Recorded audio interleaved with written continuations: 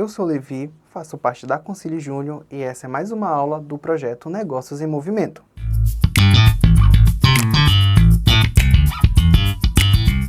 Muitas vezes, o fluxo de caixa, a área financeira de uma empresa, ela é vista como um bicho de sete cabeças, algo desafiador, uma coisa muito difícil de ter que lidar no nosso dia a dia.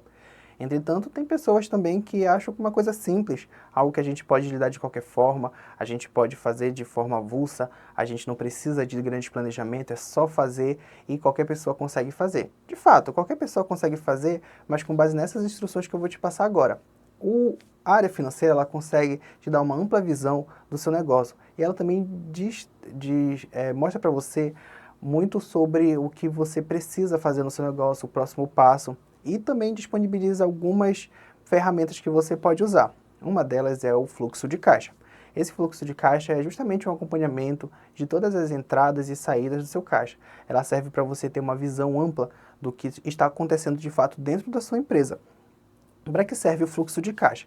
O fluxo de caixa, ele mostra o lucro real. No caso, você consegue identificar o lucro real, porque muitas vezes acontece nas movimentações da nossa empresa, dinheiro entra, dinheiro sai, recebe pagamento de clientes, faz o pagamento de fornecedores, paga funcionários, paga impostos, e você não consegue identificar o que foi que você lucrou naquele mês, naquele período ali, e muitas vezes a gente acaba ficando perdido, mas o fluxo de caixa é justamente para te auxiliar e te mostrar o lucro real do seu negócio, do seu empreendimento. Outra informação importante é que ele serve também para você identificar quando você deve economizar, quando você deve cortar custos, quando você deve reduzir os gastos ali em alguma área da sua empresa.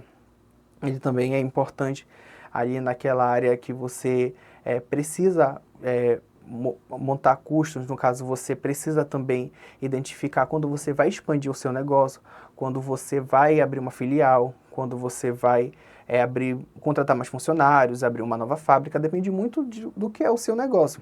Outro ponto importante é que você consegue ver ali o ponto de equilíbrio do seu negócio, você consegue identificar quando é que as entradas e as saídas, o que você paga, o que você recebe estão ali alinhados.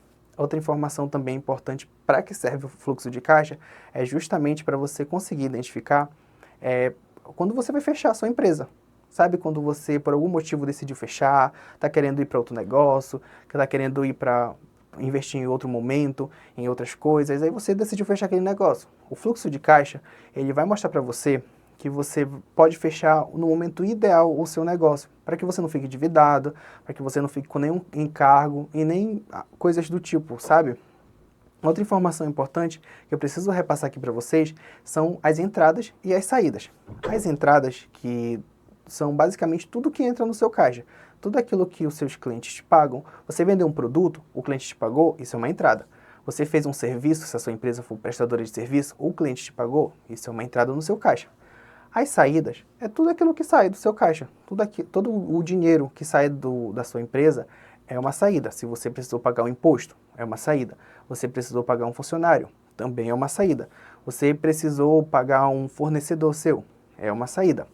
É importante vocês entenderem também os pilares do fluxo de caixa. São algumas informações que vocês devem ter ciência de como realizar, algumas coisas que vocês devem ficar atentos no momento de fazer o registro dessas movimentações que ocorrem no seu caixa.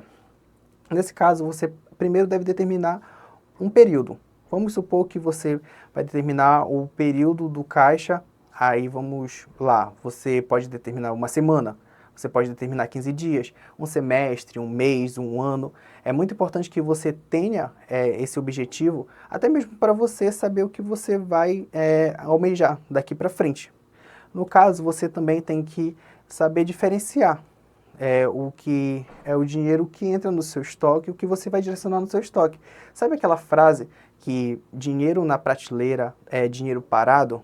Assim, você deve investir no seu estoque. Claro, uma empresa não é uma empresa se ela não tiver estoque, depende muito do negócio também, mas ela precisa ter o estoque.